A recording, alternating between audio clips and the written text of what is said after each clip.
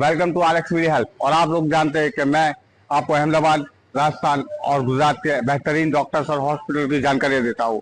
और उसी सिलसिले में मैं आज आया हूँ सुकन मॉल के श्री कृष्णा होम्योपैथी क्लिनिक पे, जो आया है 16 और साइंस सिटी रोड पे, और जहाँ पे हम मिलेंगे डॉक्टर नीरव ठाकर से। तो दोस्तों, आ गए हम श्री कृष्णा होम्योपैथी क्लिनिक पे और यहाँ पे मिलेंगे हम डॉक्टर नीरव ठाकर से और उन्हीं से जानेंगे होम्योपैथी ट्रीटमेंट के बारे में डिटेल्स में। और आज उनसे काफी सारी हम बातें भी करेंगे कि होम्योपैथी क्लिनिक में कौन कौन सी ट्रीटमेंट हो सकती है और कैसे हो सकती है। चलिए दोस्तों, अब हम मिलते हैं डॉक्टर नीरव ठाकर से, जो एक होम्योपैथी डॉक्टर है और 9 साल से प्रैक्टिस कर रहे हैं और 11,000 से ऊपर पेशेंटों को वो अच्छा स्वास्थ्य दे चुके हैं। तो अब हम उनसे डिटेल में बात करेंगे। Hello sir. हेलो सर, मुझे थोड़ा ये बताइए कि होम्योपैथी जो ट्रीटमेंट है वो बाकी ट्रीटमेंट से कैसे अलग होती है?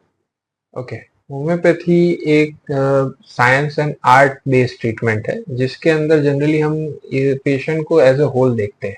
मतलब कि अगर आपको बुखार हुआ है या फिर आपको सर दर्द की समस्या है या फिर एसिडिटी है, तो सिर्फ और सिर्फ एसिडिटी, सर दर्द या बुखार की दवाई नहीं दी जाती। आपकी इस पूरी पर्सनालिटी को समझ के आपकी क्या थॉट प्रोसेस है, आपका नेचर कैसा है, आपको क्या खाने पीने की चीज़ें अलग है, फिर आपको और कोई प्रॉब्लम है कि नहीं, आपकी फैमिली में ऐसी कोई समस्या पहले किसी को हुई है कि नहीं, मतलब आपका पूरा patient as a whole consider किया जाता है। जैसे कि एक बंदा कैसा है उसको पूरा समझ के उसको आइडेंटिफाई करके फिर जाके उसकी ट्रीटमेंट की जाती है। तो पर्सन एज अ होल इसमें ट्रीट किया जाता है, ना कि सिर्फ सिम्टम्स के बेस पे दवाई दी जाती है। पुराना सर्दी या जुकाम है तो उन लोगों को आप कैसे ट्रीट करते हो और वहां पे होम्योपैथी कैसे काम में आती है? ओके जी, देखिए होम्योपैथी में पुराना सर्दी जुकाम है तो किस वजह से है, आपको किस किस चीज़ों से वो ट्रिगर होता है। जैसे कि धूल मिट्टी में अगर आप चले गए तो जुकाम चालू हो गया, हर सुबह जुकाम या छींके आना चालू हो गया, तो कौन से फैक्टर्स हैं उसके ऊपर आपको ये जुकाम के सिम्टम्स स्टार्ट हो जाते हैं। इसके साथ आपको बुखार होता है कि नहीं, नाक से पानी आता है तो जलन करता है कि नहीं, यानी कि कोल्ड कोराइजा के जो सारे एसोसिएटेड सिम्टम्स होता है, उसके करेक्टर्स होते हैं, उसको हम कंसीडर करके फिर उसकी ट्रीटमेंट करते हैं। तब जाके उसका पूरा तरह निदान होता है और वो आपको पूरी तरह से ठीक होता है। ऐसा नहीं है कि एक सिंपल मेडिसिन आपने हर रोज खा ली और वो जुकाम के सिम्टम्स को सिर्फ सप्रेस कर देगा। 5-6 दिन खाओगे अच्छा हो जाएगा, 5-6 दिन के बाद बंद करोगे वापस जो प्रॉब्लम था वो स्टार्ट हो जाएगा।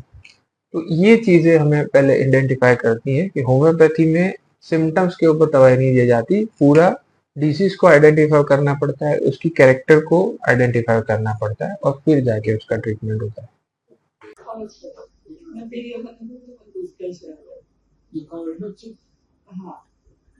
એટલે પહેલા શરૂઆતમાં જે તમારે એના કરતા તો ઓછું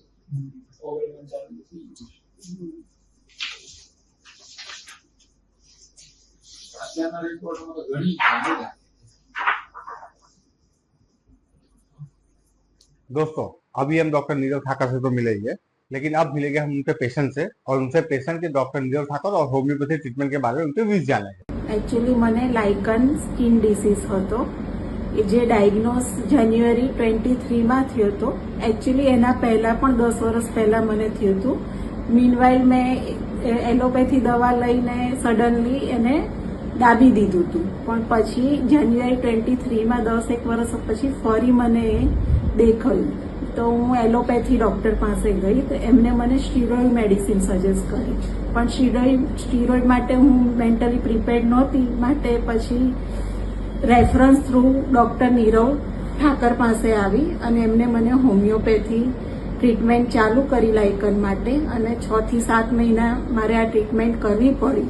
મીનવાઇલ મારું લાયકન ટોટલી ક્યોર થઈ ગયું છે ને આજે 2 વર્ષ થયા, મને કોઈ પણ જાતનો પ્રોબ્લેમ છે નહીં।